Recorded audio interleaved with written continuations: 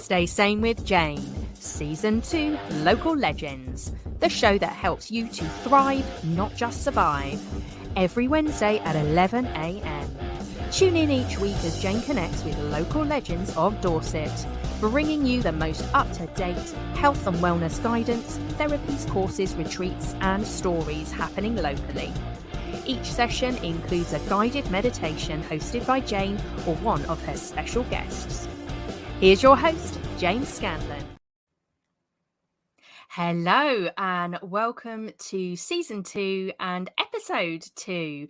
Today we are going to be interviewing Bernadett Kasza, and she is a local birth professional working privately for families, providing physical, educational, practical and advocational support for families during their pregnancy journey and birth and afterwards. So she's a full spectrum doula and running a wide range of antenatal and postnatal classes covering Bournemouth and surrounding areas.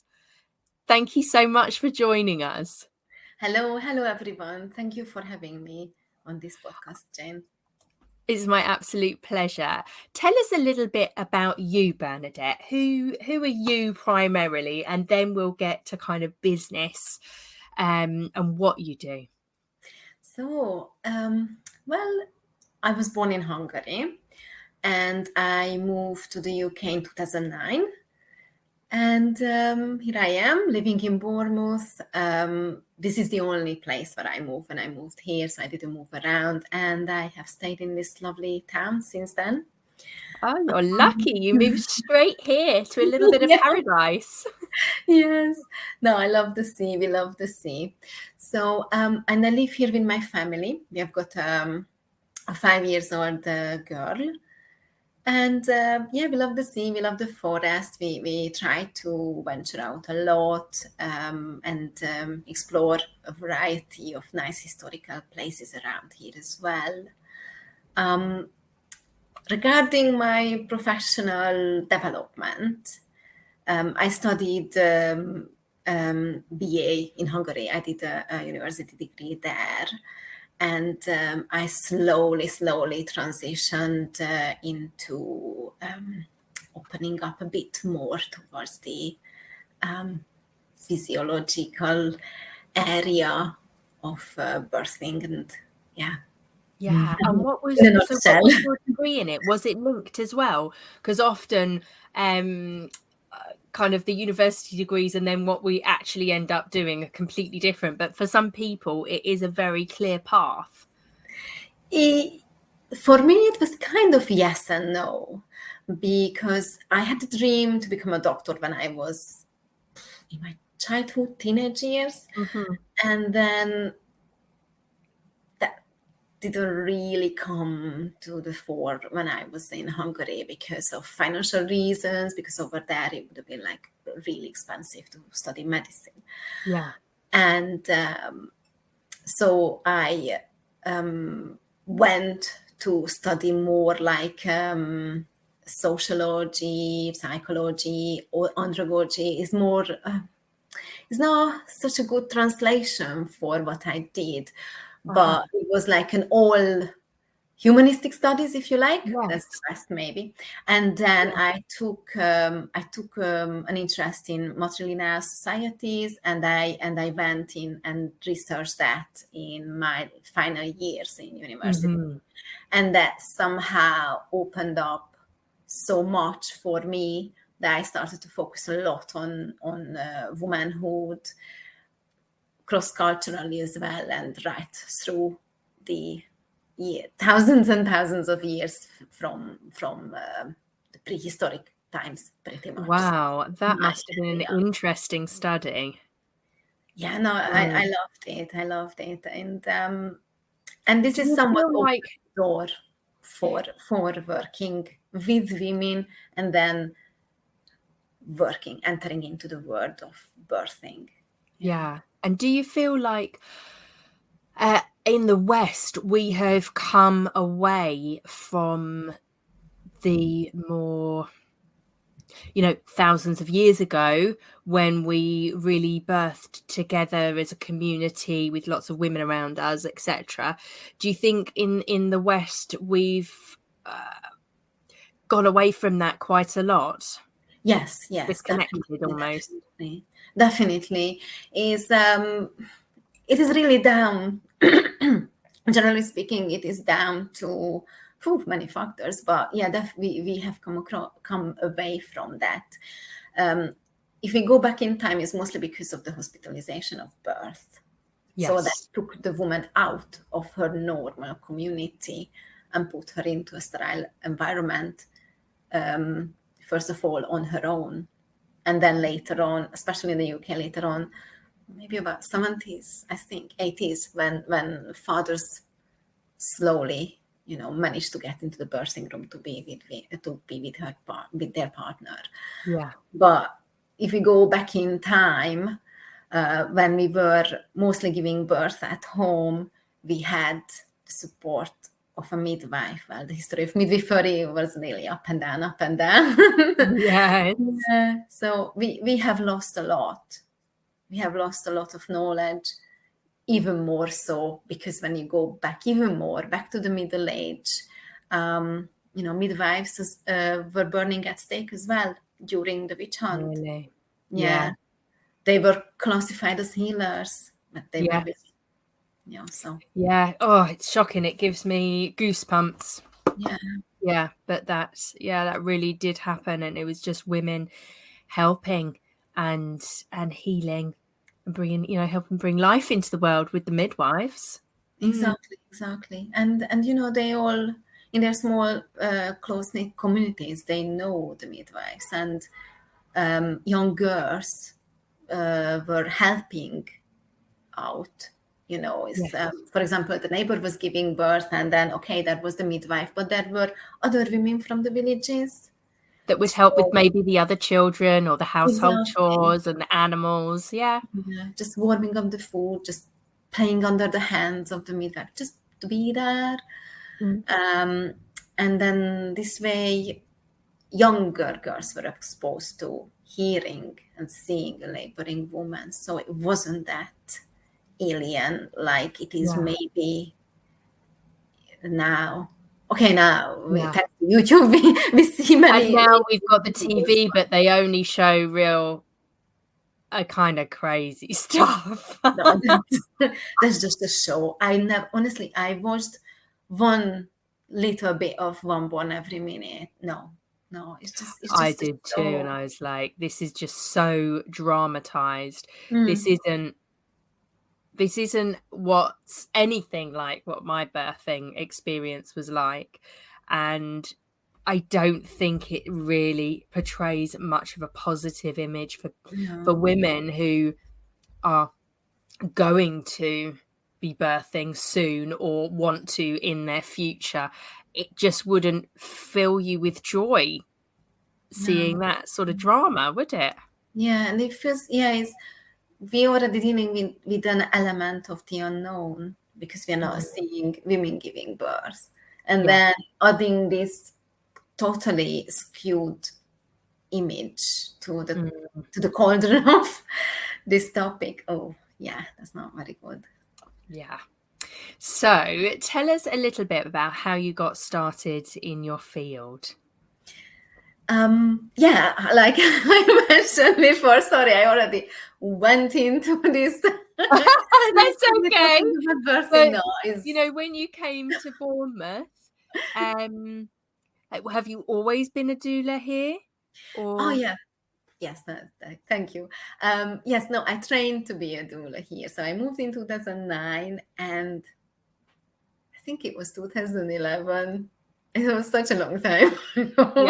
Yeah, 2011, December, when I trained with nurturing birth. I don't know if I can say, sorry. Yeah, so I trained in the UK to be a doula. Yes, and then in 2013, I applied for university, and I studied midwifery in UWE in Bristol. Okay. But I left the NHS. Yes, so now I'm working privately, and I find it is a lot better because I'm true to myself and true to the values that are important for me and for families and for women. So yeah, that's like a little snippet of my journey. But when I look back at my life in general, Yeah. I think I can almost see that everything that was happening almost like pushed me towards this way to work in birthing, because I also teach belly dancing, and I started belly dancing in 2000.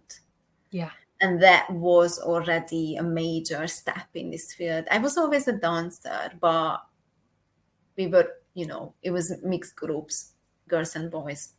But when we were doing belly dancing, it was mostly amongst women. And I believe that was a massive influence as well. And then Can you explain why a little bit? Because I'm very drawn to it. I haven't come to one of your classes yet. I must do. But I know people that have, and they say it's a wonderful experience. And I don't know whether it's similar if you do the different types of yoga, but there's one that's like very feminine, and it really opens up like the Kundalini energy and the chakras. And I imagine that belly dancing does something similar with the movements. I think so too. But what we have to know about belly dancing, the roots of belly dancing is old as humankind. Because dancing was originally a form of prayer that they were dancing to connect with the higher forces, their gods and goddesses. And they use it as prayer for fertility, for nature, and for their own bodies. And then we are talking long since being of humankind.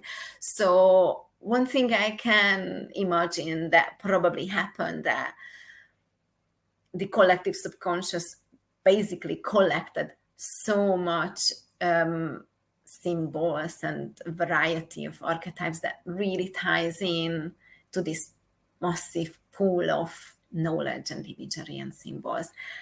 And for example, things like you mentioned, the energetical, the chakra connections and all the things that you mentioned regarding yoga, I am pretty sure that something like that also present when women do belly dancing. I haven't necessarily researched the energetical side of each movement, but that would be rather interesting, I think. But yeah, it's a very strong hip movement, and that's basically the root of it. And of course, during the years, it developed, it got cleared out, got stageable now, beautiful armholds and positions. But back then, obviously, it was a lot rawer. If there is such a word, yeah. No, it's definitely something so feminine, and I believe is powerful for women to do, either behind closed doors when they are just on their own, or amongst other women. So it's quite free. And do you feel it's connected, or how do you feel it's connected with your work within birthing and, the kind of feminine divine? How is that connected? Well, it is connected in a way that women, like, it is a benefit for women that they really focus on their bodies, what they feel, and it makes women hip conscious. So, and when we are coming down to being hip conscious, we are already around the area that is basically the gateway for baby, for femininity, for all this word.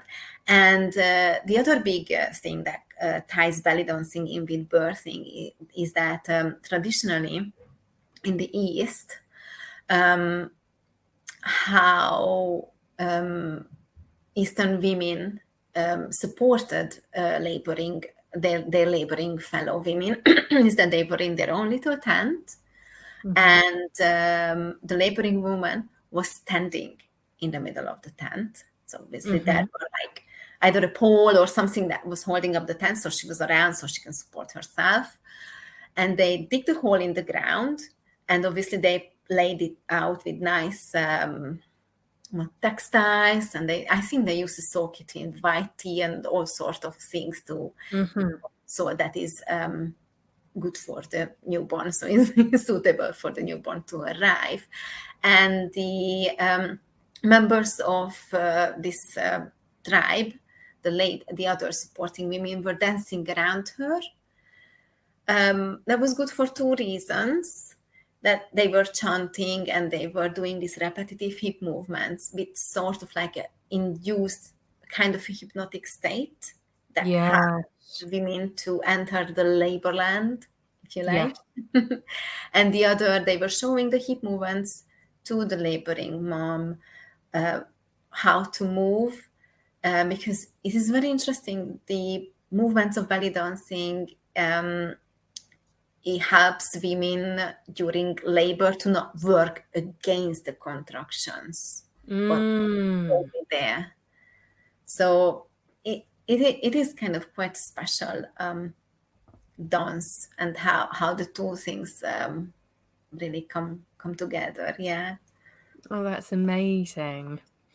That's amazing. So I told you a little that I had a home birth as well with my lovely daughter. It was when I lived back in South London in Croydon, and they had a lovely NHS birthing, home birthing team. So you got the option, and of course I was like, yes, of course I want this. And thankfully, that hospital, Croydon University Hospital, has got a really, really amazing home birthing team who are all into homeopathy, essential oils, and all kinds of wonderful things. And I had a birthing pool at home as well. And it was such a magical experience to have these. There was two lovely midwives. There was my mum there and my sister there. And it was that woman kind of, tribal energy. It was really, really amazing. So if I were pregnant again, what would and I wanted a home birth. I don't even know if Bournemouth has home birthing teams, but if I wanted a doula, how would I go about creating this beautiful experience? Yeah. So generally speaking, when somebody gets in touch with the doula, we offer a free chat to find out if we are a good match. Yeah. I do the same. So, for example, word of mouth, online, in whatever information that you come across, and you decide, oh, I like this lady, I want to check her out. Then I'm present everywhere, like social media, email, you name it. So then the women get in touch with me, and then we meet up, we have a chat, and then if we find that we are a good fit, then we can start to work together. What I tend to do is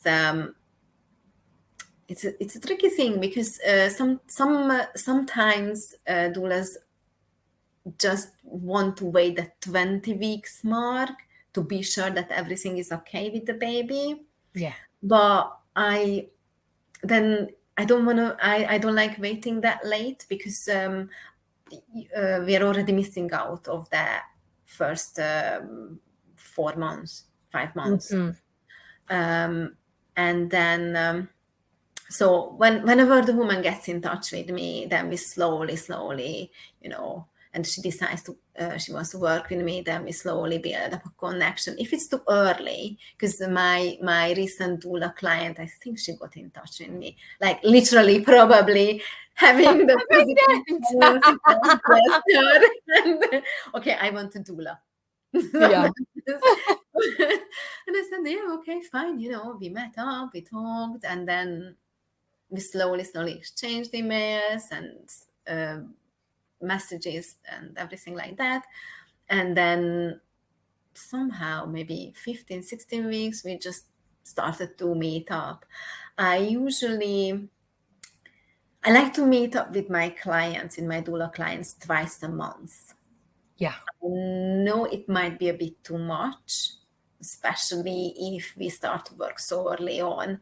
But then the advantage is there that I really know what that woman like, what that family like, Yes. in terms of all the wishes, of course, around birth and just a general personality. Yeah, and energy. Yeah. It's important because there are, obviously, we are all different. Some women like to have birth support, like really hands-on, really encouraging. Some women just like, no, just leave me alone a little bit. Just leave me alone. Yeah. So some women, and I won't know. It's true. Like sometimes I can imagine that they're like one way, and then when they're in the birthing process, they might be completely different. Because I think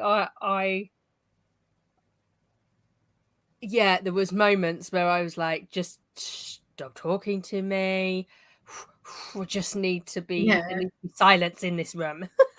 And other points, probably before that, I was just chit-chatting away, Yes. No, absolutely. And then if I know the person so well, I can read the body language. So that is really important. Like being able to read between the lines, or being able to read between the body languages, what is there. So we meet twice a month, and it really depends on what birth my clients wish to have, because I have worked with women who wanted to have the elective section, and then I was working with that. So for me is not literally like natural birth and nothing else, is what my clients need and what support they need with that particular wish. That is very important. Yeah, that's really good. Because things can change as well towards the end. And if you'd been working with a doula all this time, and then actually you do have to go into hospital, it would, it's amazing that you still continue that journey together. That must be so important. Yes, no, absolutely. Yeah. And what I usually include in the doula package is hypnobirthing, if they wish to do it, and a few biomechanics for birth positions and adjustments to make sure that all the inner ligaments and tendons and muscles are in the right place, so that labor dystocia doesn't happen, which means like the baby takes a lot of time to come through the birth canal.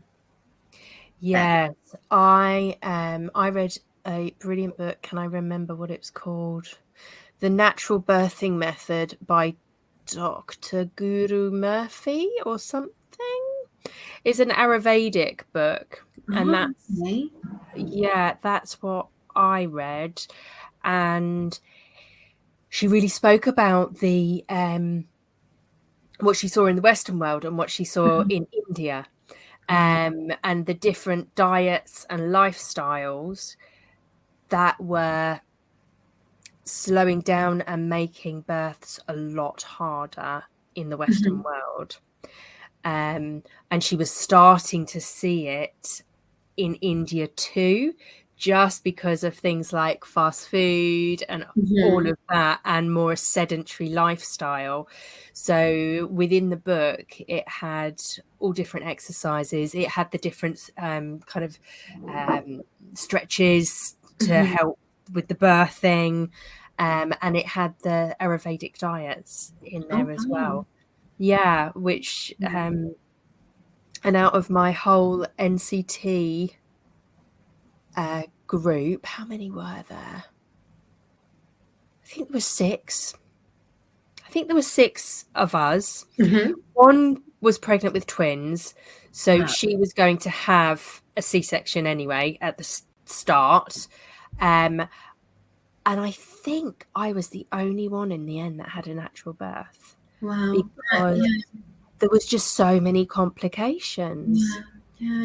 Yeah, which I think is probably quite unusual for a group of 6 women, maybe. I mean, I don't know. No, you're shaking your head. No, it's not. Yeah. But I went on this like Ayurvedic diet. I did my lifestyle before having my baby and getting pregnant was not very healthy.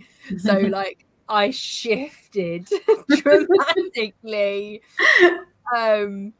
Yeah, like, no, this is a sign from God. It is time to change. No, that is brilliant. You know, I think it is really important.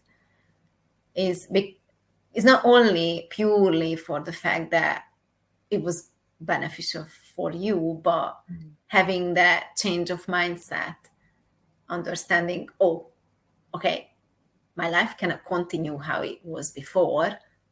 I need to make certain adjustments. And that point that triggered the change, I think that is really, and that's the journey from maiden to mother, isn't it? Part. Yes. And that's already a little bit.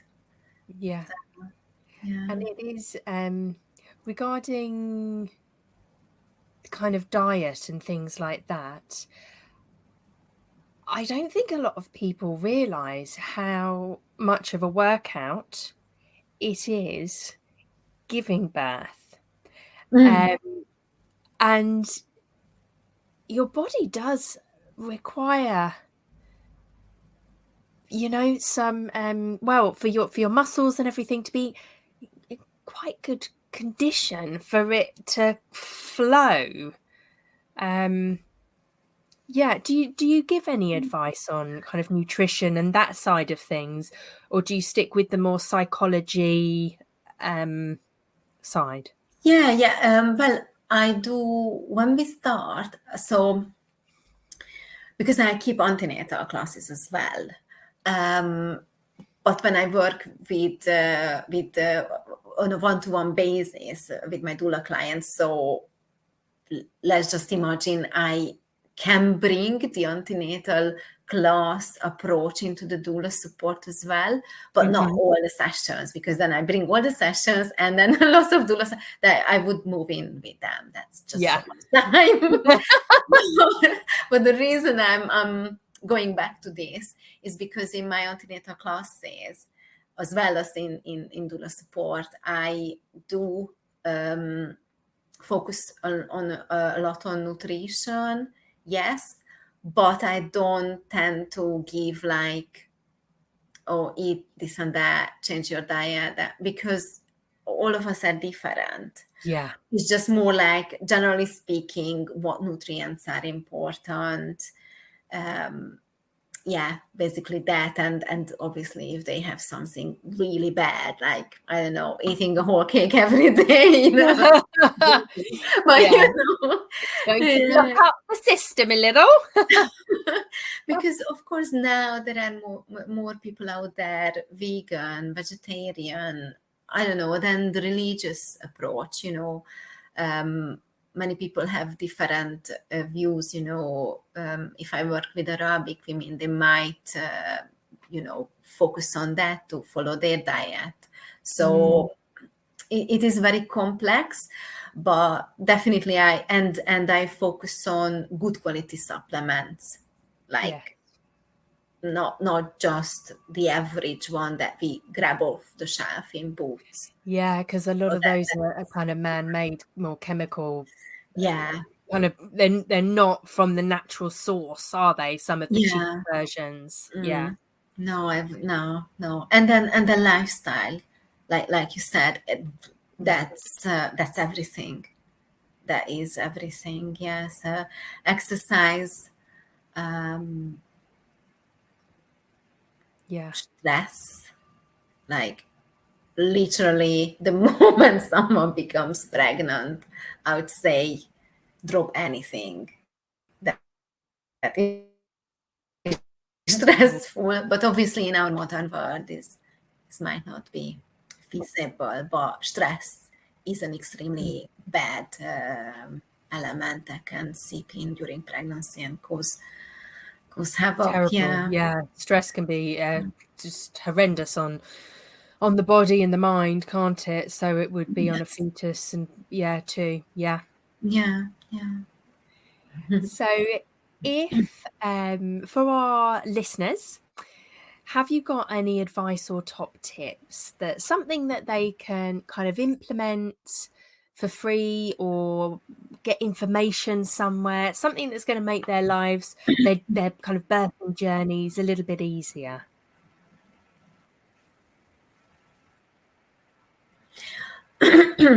Oh, sorry, just We've got a little bit of a lag here, I think. Messages coming up.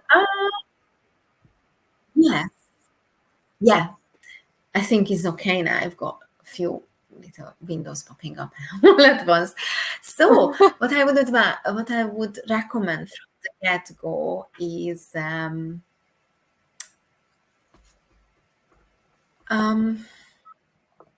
definitely exercise, fresh air. That's like every day. Go for a walk if they can. And lots of water. Yeah, no Fanta, whatever. Mexico. Yes, everybody. Yes. Stop drinking that fizzy stuff. It's really not good for you. No. and early on, start to kind of maybe read books. I'd sooner say than search online, because the bad thing with Googling lots of stuff is that maybe the website looks reliable where they display the information, but maybe the information is wrong. I'd be very, very, very, very, very, generally speaking, I'm very picky what I read online.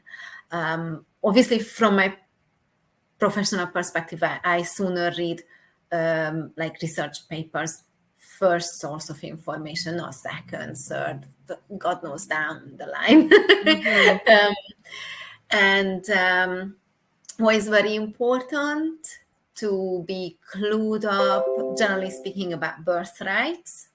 I would definitely advise parents to follow this organization, the Birth Rights Organization. They have lots of good information about women's rights during pregnancy, birth, and beyond. That's good. And I think it's really, really, really important. Yeah, really. So start reading some good books. Have you got any of your kind of, what would be your top sort of birthing books? Yeah, there are like, over the last, I don't know, 10, 20 years, there are so many amazing books published on birthing. Like Sheila Kitzinger, she was a British social anthropologist that went slowly into birthing. Sarah Wickham, Dr. Sarah Wickham, no, her website is good. She's all about birthing. Yeah. She is an independent researcher. Dr. Rachel Reed. She's Australian. She works in Australia. So, but because that is different, they are a little bit more medicalized than here in the UK. And that's the other thing, actually. Obviously, this is about local support. So we're thinking about our local hospitals and things like that. But actually, obviously, this is going out onto the net, so anyone can watch this and listen to this. And the kind of birthing rules around the world are completely different. I was considering moving to France around 10-ish years ago. And when I found out about the birthing kind of laws, regulation, I thought, no, I'm not. Because I thought I was hoping I would have a second child. Anyway, I don't. I just have one. But that just put me off because, you're in a hospital. You could probably get a private doula, but basically you're in a hospital, you're either having full drugs protocol or no drugs. There's nothing in between. And you are in a bed in stirrups. Full stop. But the thing what surprises me no way. is that I like to say that I don't understand why they're still forcing it, because it is obviously just non-scientific. So it's like point blank, no evidence that actually suggests that is a good way to give birth. It's just purely because it just goes against the birth physiology. And it's just mind-blowing that doctors don't understand in certain countries. And like yourself said, looking at things looking at the birthing world or maternity care in different countries, it is so weird. We are more or less the same people, of course. There are little bit of differences because the lifestyle is different, different sun exposure, different diet, different genetic. Okay, but we are still the same sort of humans. But then you look at the US, horrendous mortality rate. Really? Wow. And then look at other countries like the northern, like Scandinavian countries, and they are amazing when it comes to maternity care. I mean, it's just crazy. I think it's just wow. So is it all about money? Power, money, purely. I know there is a lot of ifs and buts. If we were to have a conversation about the why of obstetric care, but at the end it all boils down to power and money. Power, money, patriarchal, that kind of, So we are, I mean, we're very lucky in the UK to be able to have a choice, because some countries do not. Or they have to, and I know in the US it depends which state, but in quite a few states there are no midwifery care whatsoever. So, oh my gosh. But then there are other states where it is amazing, like rural, I don't know, Canada or and you have midwives trooping through the snow. Amazing. Okay, so have you got any have you got an offer for our audience? Yes, I do. I've got a coupon code. I think it's Jane 5%. I actually don't remember. 5%. I have to have a look. I think it's think it's Jane. I think that's how I wrote it, Jane 5%. But if it doesn't work, just email me and say that that you have listened to this podcast and you would like to, I don't know, take part in any of my antenatal classes or have doula support. And if I know that you are somebody who listened to this podcast, then I'll obviously give you the discount. And the other thing, you can have a half an hour consultation with me for free of charge regarding anything, whether talking about maybe previous birth traumas or anything like birth planning and things like that. So yeah, that's my offer. Fantastic. Okay. So I will put down all the details of how to get in touch with Bernadett, and you can search for her Womanly Art of Birth. You can search on Facebook, and it's also scrolling down the bottom if you are watching us. She's an independent birth professional. She's got lots of amazing services there for you, from doula services to pre and postnatal, and also belly dancing as well. So connect with Bernadett through her email, bernadett@womanlyartofbirth.co.uk. You can connect with her website, also on Facebook. Yes. Thank you so much for joining us. It's been an absolute pleasure to interview you. Thank you, Jane, and I really hope that the audience enjoyed this conversation, and it was lovely to talk with you. Fantastic. Thank you. Goodbye. Thank you. Bye-bye.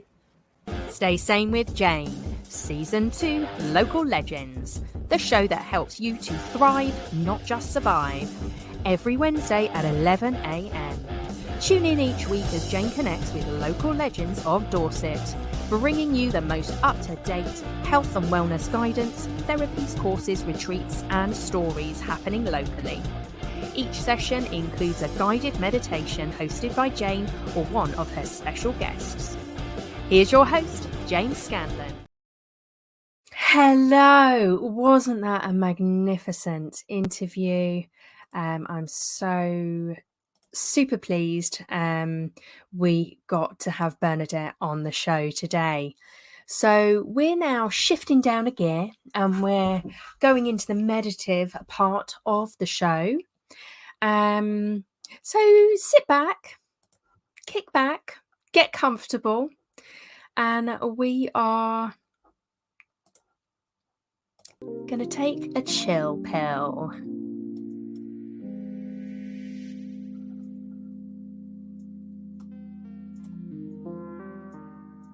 Today we are tuning into an earth element guided meditation. To begin this meditation, please bring kind awareness to what the phrase earth element means to you. How your belly, chest, and head feel when you reflect on this topic, this energy.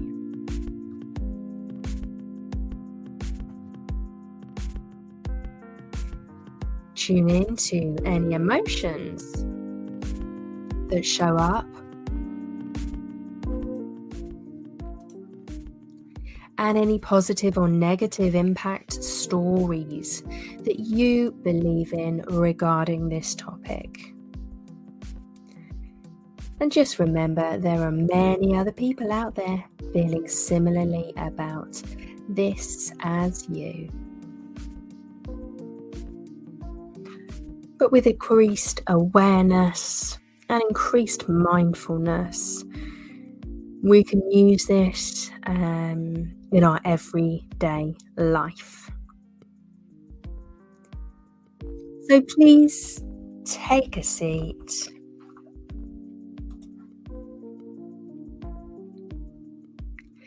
Maintain a kind of neutral spine position. If you're sitting on a chair, try to avoid leaning back. Just use that core and keep both feet firmly on the ground. Place your hands in your lap, just promoting a little relaxation in the shoulders. Chin level, eyes closed, or gazing low and soft. Breathe quietly in and out through your nose. Take a few cycles of breath to feel settled, to intentionally arrive in your meditation.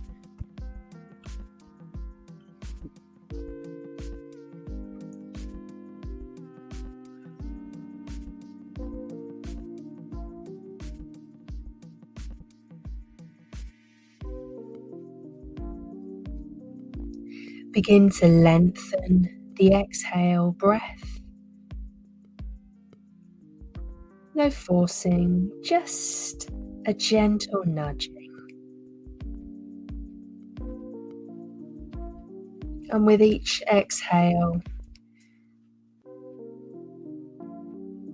bring awareness to the points of your body that are connected with the seat.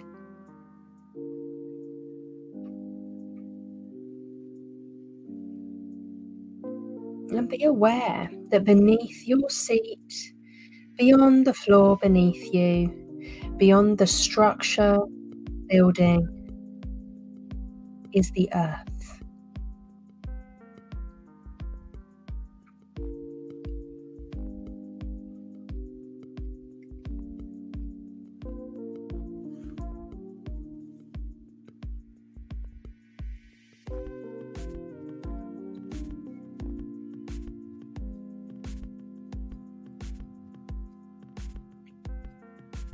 In this quiet and stillness,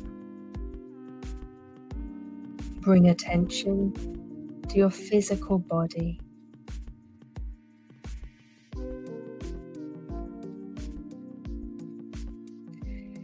Begin with the form of the body, the general outer silhouette, the overall shape.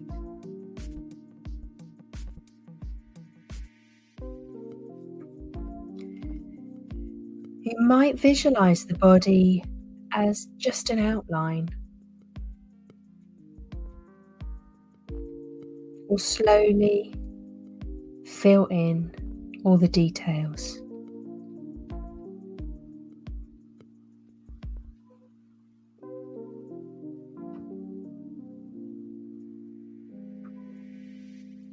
But rest in the awareness of the outer form of the body,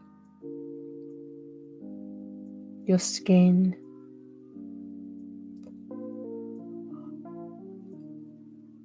your hair,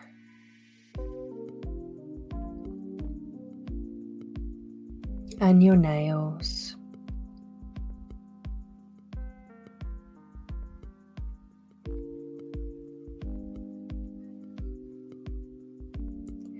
And then turn your attention a little further inward. Aware of the flesh and the muscles of the body.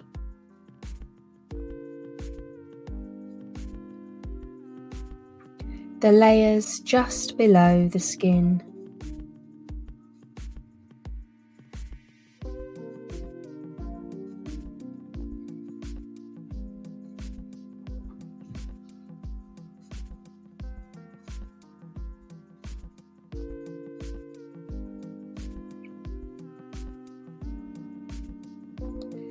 Further inward, bring awareness to the bones, the skeletal structure of the body, holding you tall, supporting you.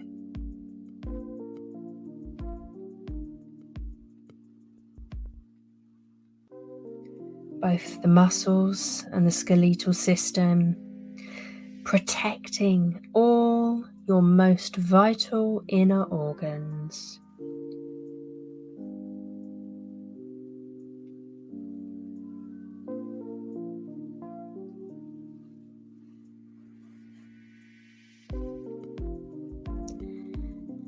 And then turn attention again further inward towards those organs. Maybe you can sense the movement of the lungs,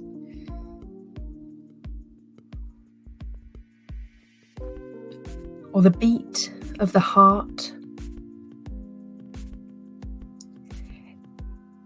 Is it possible to sense any other organs?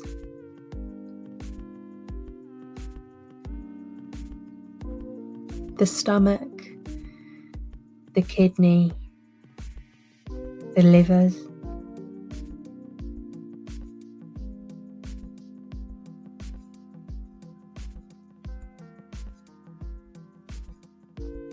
And I invite you to keep going inward until you reach the level of the body at a cellular structure.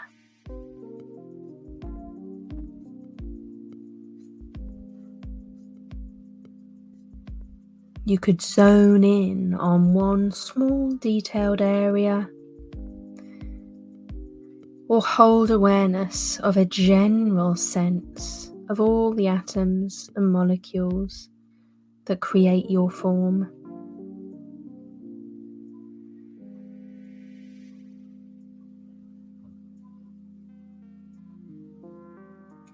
And then draw your awareness to the dance of these molecules at the edge of what we think are the boundaries of our body.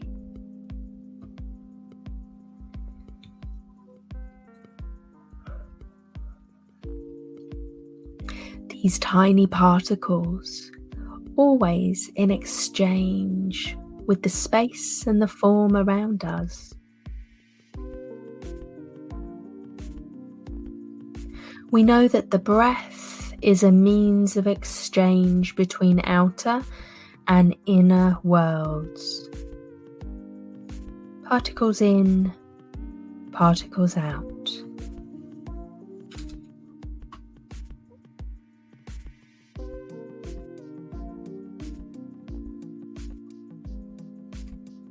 We know that we are constantly shedding hair, skin, nails.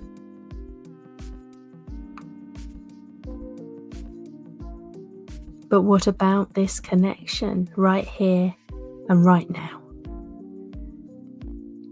between our body and the earth?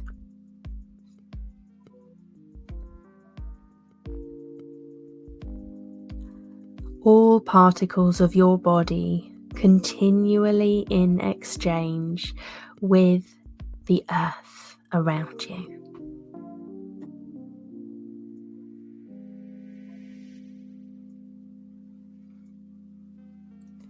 Zoom in to the space between your body and the object upon which you sit. Can you see the boundary line? What does it look like at its most microscopic level?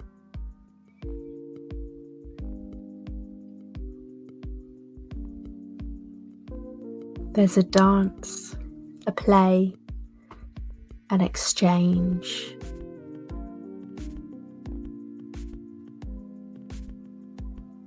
All of the elements that make up you are the very same elements that make up the world around you. All of the earth elements which make the ground underneath you solid are the same earth elements which make the cushion or the chair upon which you sit.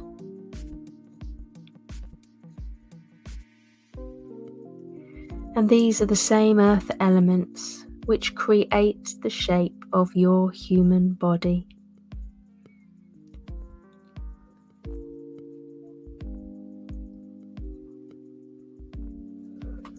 All of it the same,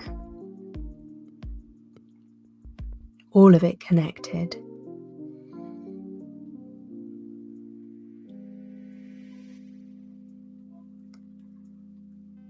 All of it vibrating.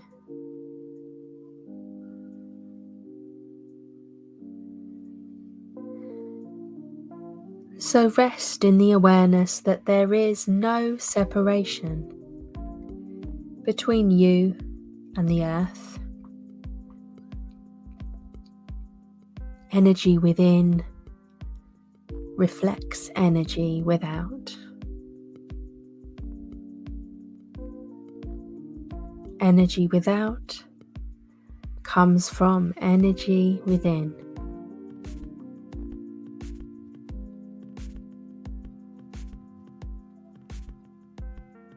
Your calm breath, your quiet mind, your stillness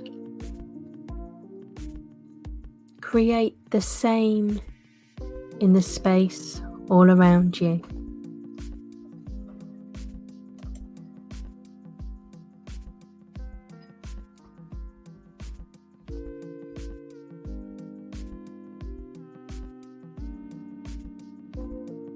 As we come back to the bigger picture, to the feeling of the silhouette of our body and the weight of that body on the chair, our feet on the floor,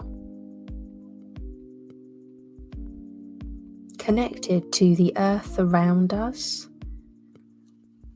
sitting tall, bringing a little bit of movement into the body.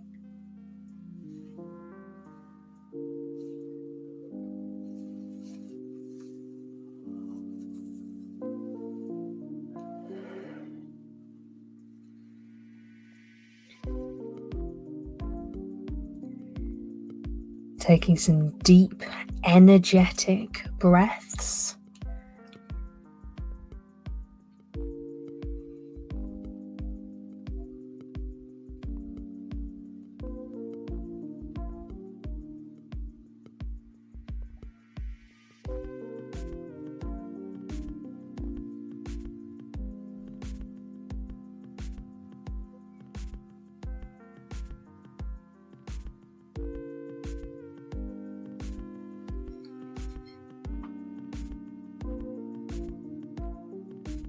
Starting to open your eyes, come back and notice the world, the earth around you, and place a beautiful smile upon your face. You are grounded, you are here, you are always connected to the earth. Exchanging particles, exchanging energy, exchanging vibration. Thank you so much for joining me on this guided meditation. My name is Jane Scanlan, and I look forward to seeing you on the next Minditation, a combination of mindfulness and meditation. Just search for me, Jane Scanlan, like and subscribe.